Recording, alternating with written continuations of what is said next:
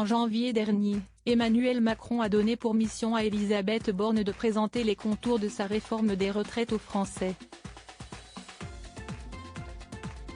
Un projet de loi qui a connu une impopularité importante, au point de provoquer le soulèvement du pays, grève après grève. Depuis, la Première ministre ne recueille que 22% d'opinions positives, selon un sondage réalisé début avril par l'Institut Elabe. Il s'agit du pire score pour un locataire de Matignon depuis 2017, année du premier quinquennat du chef de l'État.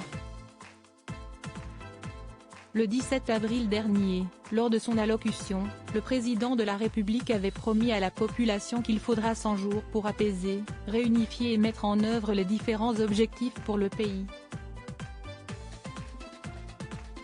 Une période qui semble mettre Elisabeth Borne en porte-à-faux puisque c'est notamment elle qui sera chargée de dévoiler la feuille de route du gouvernement, ce mercredi 26 avril.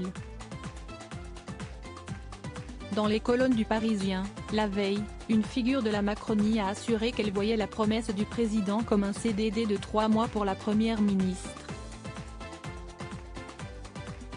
Cette interlocutrice anonyme était ainsi convaincue que la femme politique de 62 ans devra faire ses preuves si elle souhaite rester à Matignon.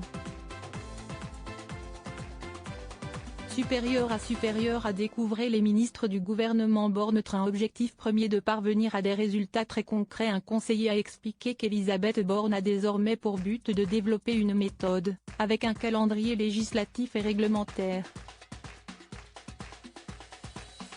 L'idée, c'est d'avancer vite, et surtout que les Français aient des résultats très concrets, a-t-il développé, comme le rapportent nos confrères.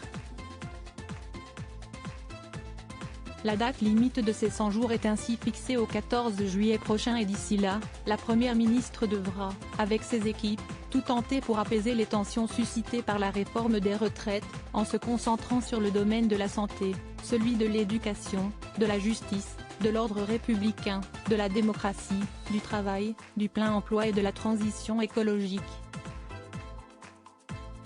Tout un programme, mais selon les proches d'Elisabeth Borne, elle est déterminée à réussir le défi qui lui a été lancé. Article écrit avec la collaboration de 6 médias Crédit Photo, Stéphanie Lecoq-Poul.